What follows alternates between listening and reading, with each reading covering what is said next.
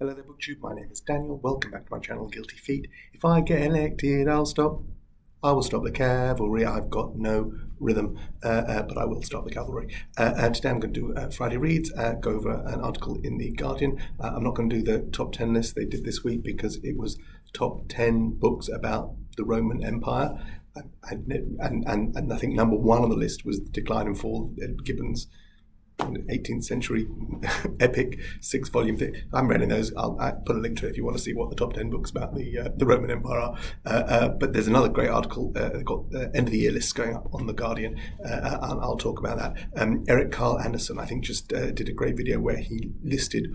Well, they did. The Guardian didn't put out a list of top however many books in fiction, but there's an article about the best books in fiction, and there were 38 books mentioned. I will link to Eric Carl Anderson's video below where he goes through them and his reaction to them. I think he'd read probably half of them, and most of the others were on his radar, and that's quite good. They've done separate lists, The Guardian, for top 10 graphic novels, top 10 science books, top 10 books about food, and so it's really, if you're a fan of those kind of things, Guardian do it really well, as well as all the other end of year reads. And as always with all these things, they are suggestions for me of what I'm going to look at, and what I'm going to often I'll come across something I've never heard of before, but often it'll be a going over fertile ground already with something that's been on the radar and then some. But the one I'm going to talk about is in The Observer, which is the Sunday. Well, The Observer is The Observer, but it's the same as The Guardian, but it goes out on a Sunday. So on the website, it's all under The Guardian, but technically it looks like a different newspaper. When you buy the physical copy on Sunday, it's The Observer. The rest of the week, it's The Guardian. But the newspaper, guardian.co.uk, the online newspaper, carries all the same things. And what they do, which is actually... I prefer this version of the sort of end of year roundup than just one person putting a top 10, or even if it's like the New York Times have a number of people selecting their best of the year. But what the Observer does is it goes to actual authors and asks them to pick 2 or 3 of their books of the year, and I think that makes really fascinating reading, and they really get a good cross-section of authors, many of whom you will have heard of, and I always think that's just interesting. So I'll give you a quick rundown and link to the article below. So Kazuo Ishiguro is the first person on the thing, and he talks about a bunch of books, some which I haven't read. And he also mentions Michael Lewis's The Premonition, which I read earlier this year, which is his book about the pandemic, and I think it was a good enough read. And there was something else here that...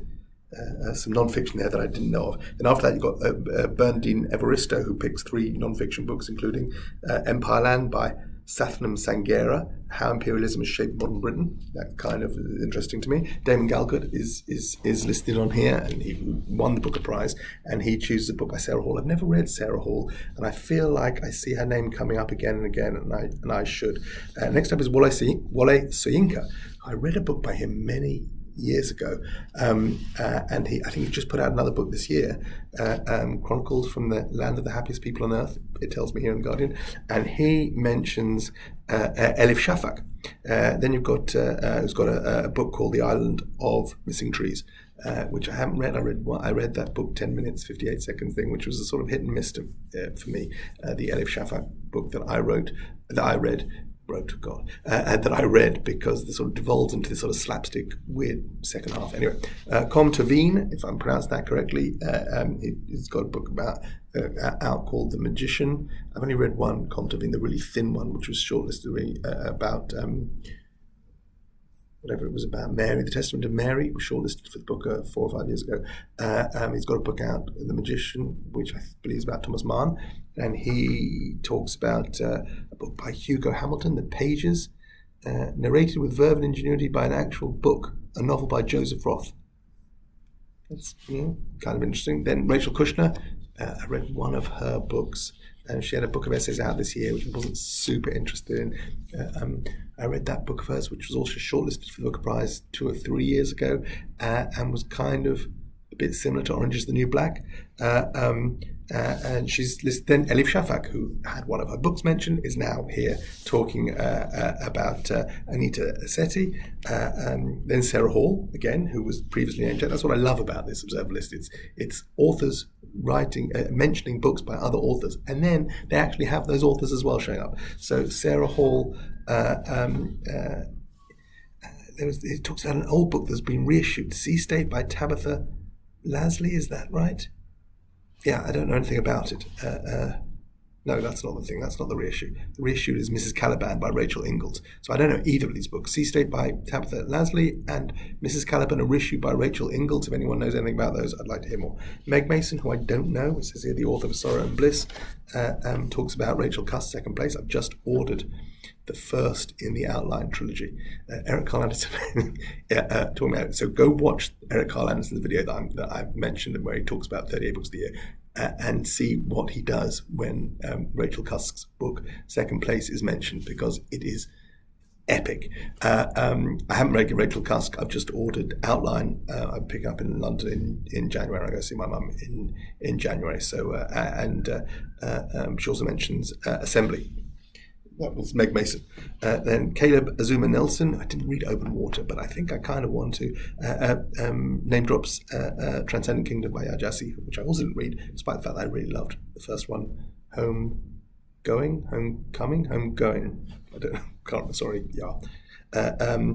Lauren Groff, who we love for Fates and Furies, and who I met when she came to Jerusalem, and her book Matrix. I'm going to read when I can get my hands on a reasonably priced copy. She talks about Patricia Lockwood.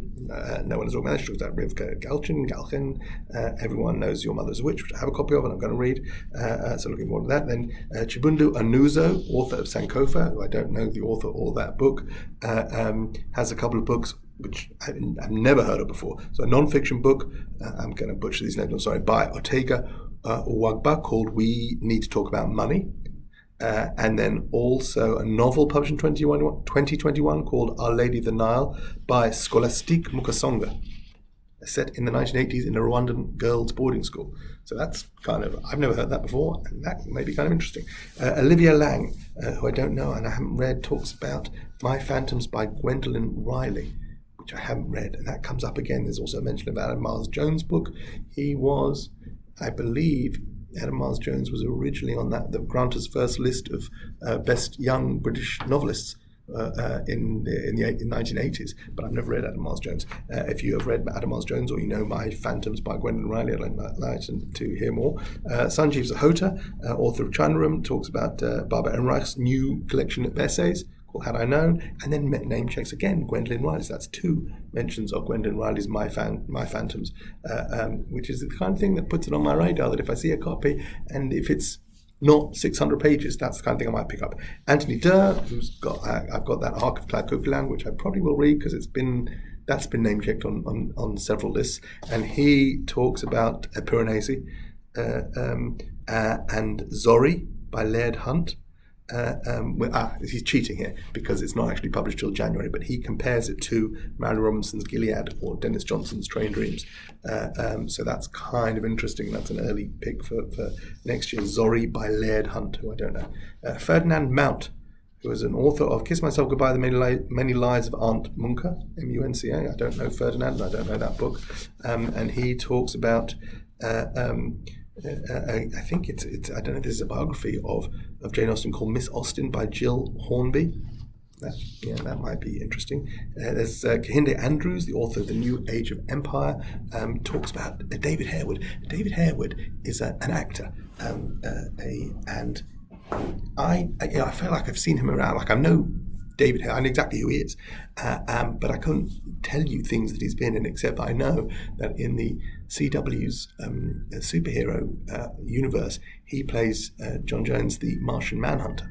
But other than that, he's a British actor, and so he's had some success in America. And he had a book out about mental illness, and he's got a new book this year about, which is more of a memoir, sort of autobiography, and they're both supposed to be absolutely stunning works about his experience and his life as a black Briton, and both those get name checked by this chap who I hadn't heard of before, so Kehinde Andrews.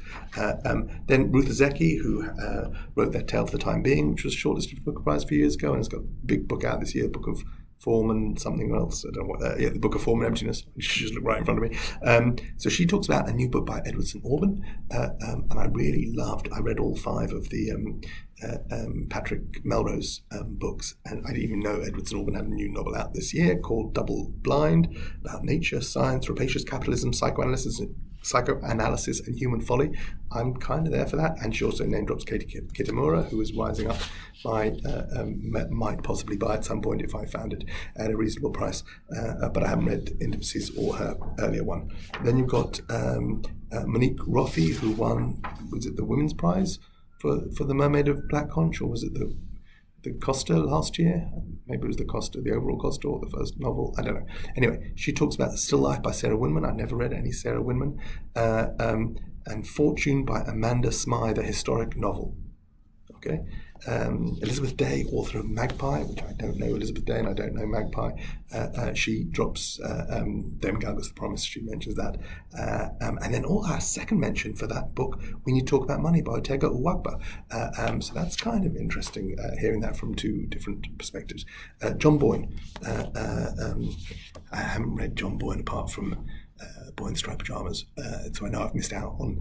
They're different. It was Sean the Book Maniac has got a different response. One of the subsequent novels he really liked, and one of them he really didn't. But I never pursued further. But he name checks Kevin Power's long-awaited second novel. I think I read Kevin Power's first novel. Was that The Yellow Birds? Is that Kevin Power's? And I think it was on a prize. It was shortlisted for the National Book Award or Pulitzer or one of those, and it was kind of it didn't blow me away. Then we've got a chap called Courtier Newland, who I don't know. Courtier, Courttia, okay, author of a book called A River Called Time from Canongate. Okay, I don't know this gentleman, and he mentions Joe Hamya's 3 Rooms, which I also don't know. So that's kind of interesting. Kathy Renson Brink, who I haven't read, but I've heard that name. I think she's got a memoir, or she writes about books. I don't know. I feel like I hear people on podcasts talking about Kathy Renson Brink. She talks about the Ruth Zeki book. We've already had Ruth Zeki, and she's talking about that, the Book of Form and Emptiness, and also another tick for Empireland by Satnam Sanghera. Then S.A. Cosby, the author of Razorblade Tears. I just bought an S.A. Cosby book, again from eBay, so it's going to my mum's in London, but I haven't read it. There's 2. I think Razorblade Tears is the second. He's like a neo-noir. He's an African-American writing modern noirish tales of life in America. I don't think historical. I think they're set in modern day, but I can't tell you. I've got the first one, which I don't remember what it's called, or I bought the first one, and Razorblade Tears just came out this year. And he talks about Arsenic and Adobo by Mia Manansala, a quirky, cozy mystery full of human heart with a clever heroine who is as talented in the kitchen as she is in a murder scene. That's interesting that he's obviously very noirish. I haven't read it yet, so I can't say for sure, but he's name-checking a cozy mystery, and then he drops in Ace Atkins. Ace Atkins is an American thriller writer who I have only read one of his books, which was a continuation of Robert Parker's Spencer series. So I haven't read any of Ace Atkins' actually own originated work, but he's been taken on the job of which I think he's written 7 or 8 of the Spencer series, continuing after Robert Parker passed away.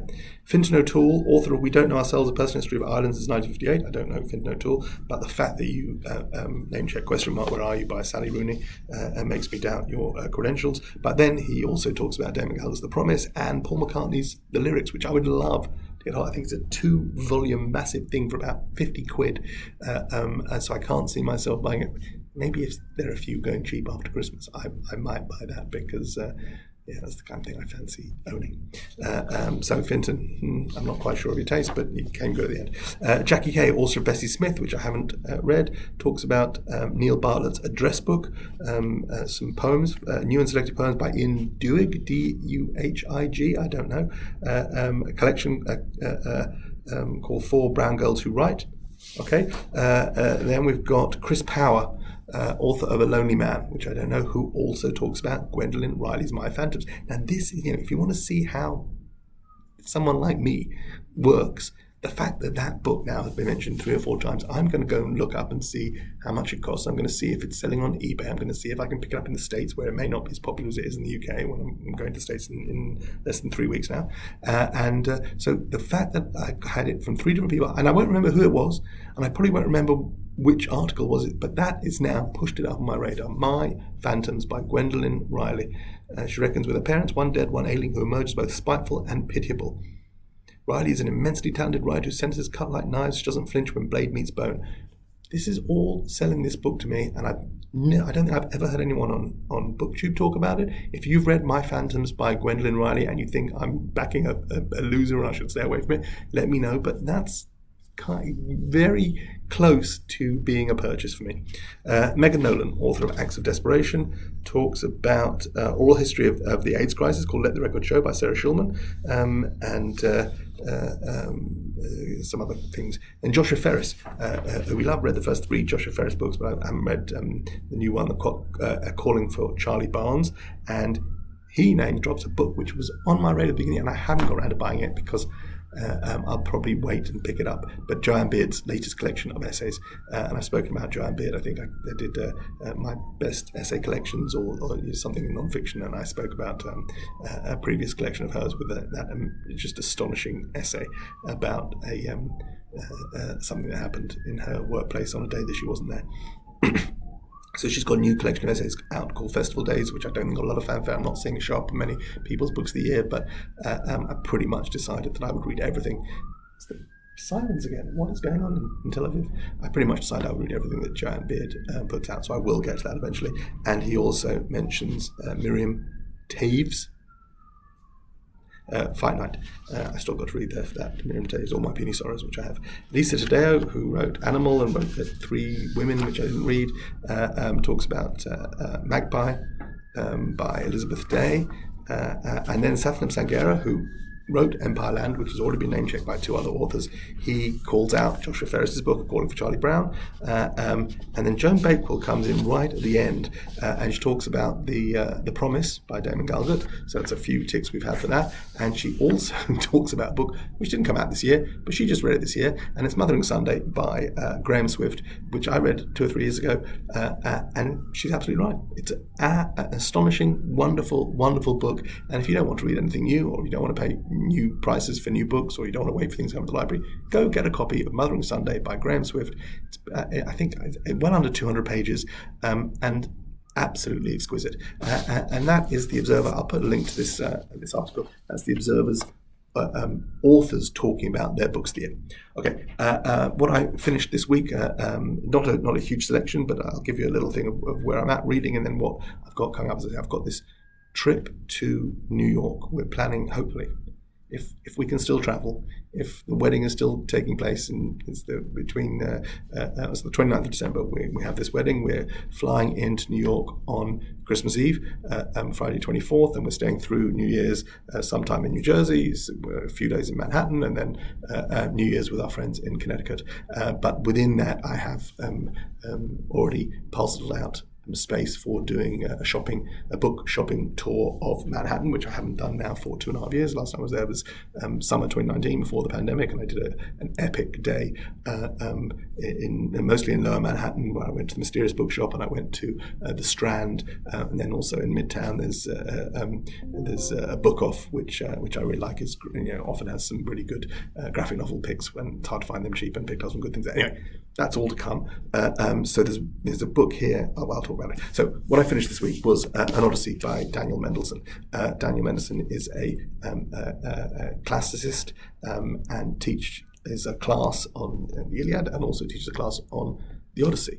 And this is a story about the time his father, a man in his 80s, decided that he would sit in on Daniel Mendelsohn's semester class on the Odyssey, Homer's Odyssey, in case you're unclear which Odyssey.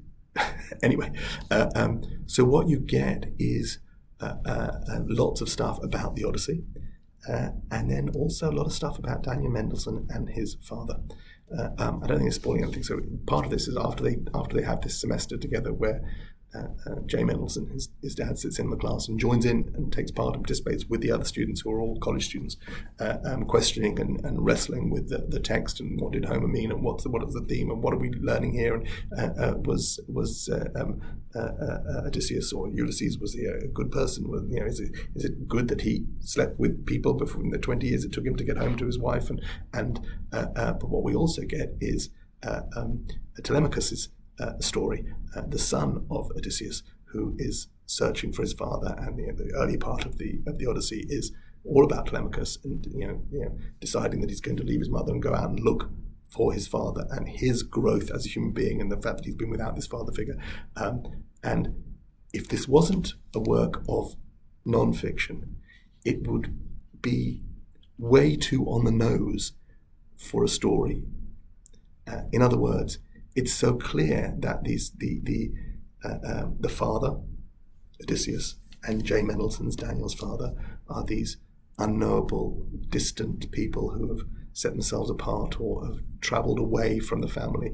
And Daniel Mendelsohn is the Telemachus who's trying to get close to his father, trying to understand his father, trying to stand on his own 2 feet, also create his own identity. In some ways, to say, if it was fiction, it would be just a bit too on the nose having these parallels. The fact that it's real and this really happened, and then at the end of this semester they go on a cruise together, father and son, Jay and Daniel Mendelsohn, around the Mediterranean to retrace the steps and find the places where the stories of the Odyssey took place. It's a tremendously moving work. A son trying to understand his father sort of hit me in the feels. I'm 7 years since I lost my father, and again, not a spoiler.